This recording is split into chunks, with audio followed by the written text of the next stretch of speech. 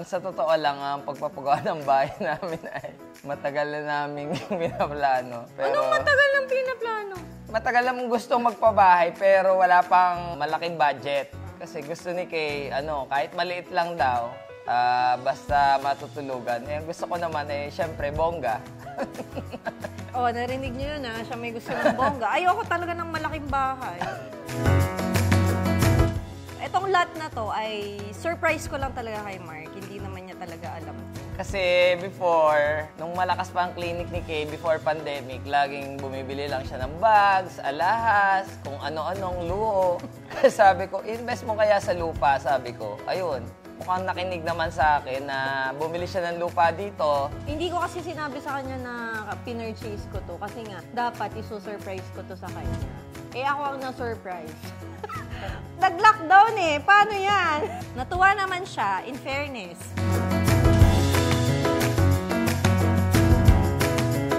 Actually, itong house namin, pinagawa ito ng walang nakakaalam. Aside from sa family. Immediate family ko lang. Immediate family lang. At saka yung mga nakakausap namin sa bank, sa City Hall, and active. Yun lang yung mga nakakaalam na magpapagawa kami ng house. Kasi wala talaga kaming plano na ipaalam kahit sino. Kasi ayaw namin mag-jinx. Syempre, ayaw namin nang masisira yung kung ano man yung pinaplano namin na ipagawa. Ultimo yung tarpaulin namin sa harap, initial namin yung Kunyari, ang nilagay. Ang nilagay namin na initial namin sa, di ba kasi pagka kayo ng permit sa City Hall, nilalagay yung pangalan kung sino yung nagpapagawa. So ang nilagay namin, J and C, para yung Joseph niya, yung Colleen ko. So parang malayo na. Siyempre kung MK, malalaman na Mark and K. Kaya yung Colleen at Joseph yung ginamit namin. Pero sabi nga nila, walang sikretong hindi nabubunyag. Meron at meron pa rin nakaalam.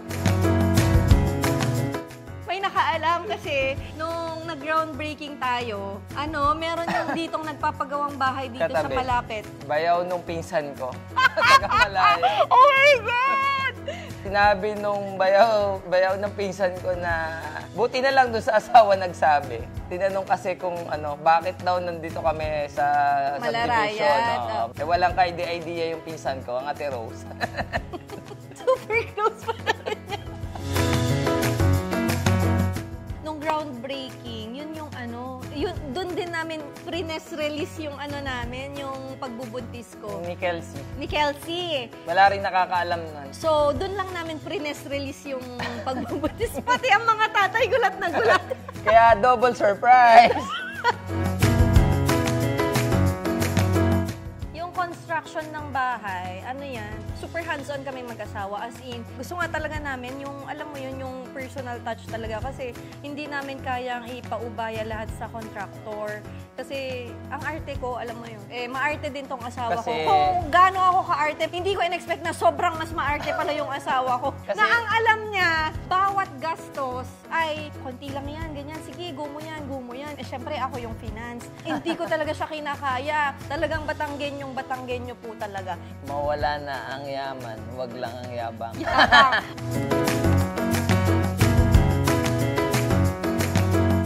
Buntis ka, tapos nagpapagawa ka pa. Imagine mo yung may time nun, nag-bed rest ako kasi nga, yung nagganon tayo, nagbuhos, nagposte, hindi yung mga rice, mga flowers, mga coins.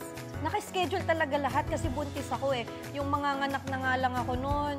September 8 ako manganganak. September 7, nandito lahat ng suppliers dito sa house. Ininstrahan ko na ang gagawin, ganto-ganto. Dapat pagkaanak ko, habang yung process na nagpapahinga ako pagkaanak ay tapos na to, ganyan-ganyan. Sa magpapagawa pala ng bahay, dapat talaga hands-on kayo. Hands-on talaga kasi kahit kami halos araw-araw nasa site na kami nung time na yun, pero ang dami pa rin nakakalusot na minimal error.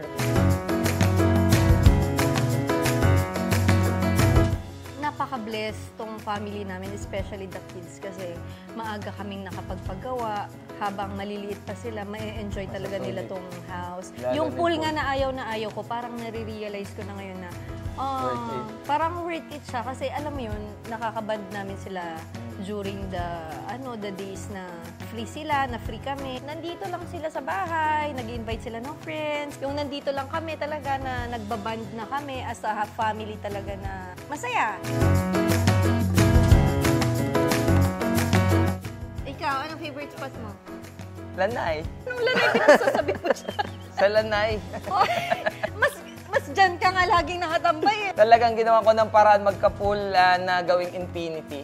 Parang nakaka-relax ba? Pati yung ano ng tubig, yung falls, yung lagaslas ba ng tubig, parang lalo sa gabi, pag tahimik na. Ako sa dining, ito Sige. pinaka-favorite ko. Kasi mahilig pong kumain si Kay. Eh, hindi naman. Ang laki na nga niyang tinaba niyang pagkalipat namin dito.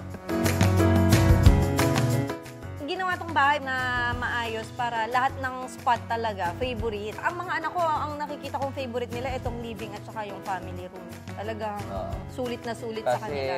kahit Dito sila umiga, gumulong-gulong sila dito. gumugulong. Ayun.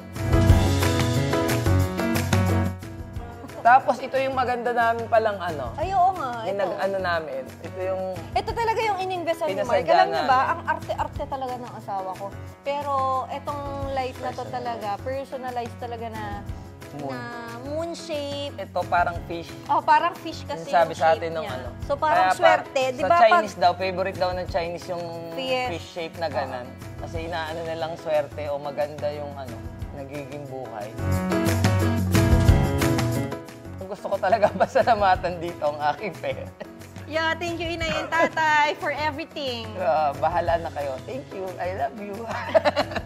Thank you sa lahat ng mga naging suppliers namin. Thank you sa lahat ng mga naging supplier namin. Kung gusto nyong malaman, i-message nyo lang si Kay. Oo. Kasi napakagaling ng asawa ko sa supplier. When the time is right, the Lord will make it happen. Yes. Yun yung pinaka-favorite namin na line dito sa house namin. Welcome to our home! Welcome! Welcome to our home!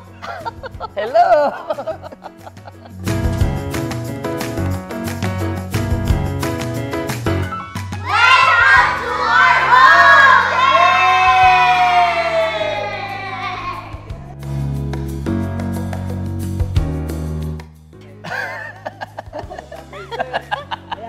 Ba't ka tawa ng tawa?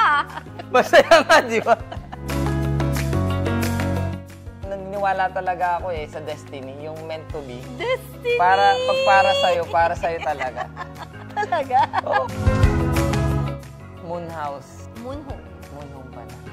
Dati moon house eh. Dati moon house kasi wala pang Wala pa nakatira. Kaya Ngayon ngayon- may nakatira na, moon home na. Moon home na kasi mayroon ng love. Ano ba yun?